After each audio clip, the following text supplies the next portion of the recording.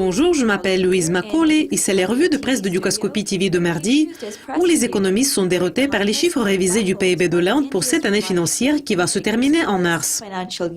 Le Bureau central des statistiques a confirmé que l'économie de l'Inde va progresser jusqu'à 7,4% lors de cette année financière, au même rythme que celle de la Chine. Cependant, la nouvelle méthode de calcul du PIB a également poussé à la hausse le chiffre du PIB par rapport à l'original de 4,7% à 6,9% pour l'exercice précédent. Beaucoup d'analystes, y compris l'économiste en chef de Crisil Ratings, cherchent toujours les données pour le mieux comprendre.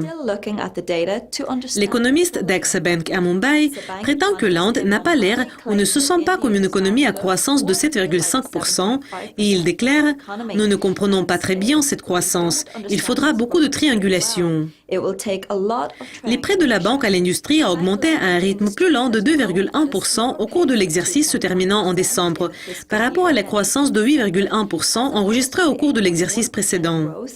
Ces chiffres plus faibles montrent la décélération de la croissance du crédit dans tous les principaux sous-secteurs de l'industrie, à l'exception de la construction.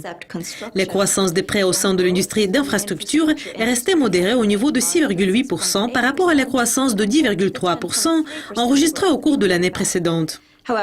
Cependant, les économistes de la Deutsche Bank affirment « Nous ne sommes pas sûrs en matière de la façon de concilier ces nouvelles données avec les indicateurs qui montrent que les entreprises sont confrontées aux problèmes liés aux revenus et à l'investissement.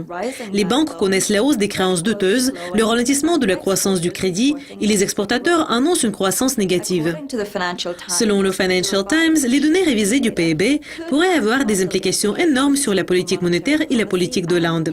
Comme l'inflation recule, la Banque de réserve de l'Inde pourrait devoir réévaluer sa position lorsqu'il s'agit de la baisse des taux d'intérêt. Les économistes de la Deutsche Bank croient que les données révisées du PIB ne vont pas empêcher le gouvernement de continuer les mouvements pour stimuler les dépenses et les investissements, et elles ne vont pas également rendre la Banque centrale moins sévère. Madan Sabnevis, l'économiste en chef à Care Ratings, croit que les chiffres révisés du PIB, quand même positifs, se sont considérablement amplifiés. Et la perception générale de l'économie ne devrait pas changer. C'est tout pour la revue de presse d'aujourd'hui. Rejoignez-nous demain lorsque ma collègue Monica Gibson va vous présenter la prochaine édition. Mais pour le moment, au revoir.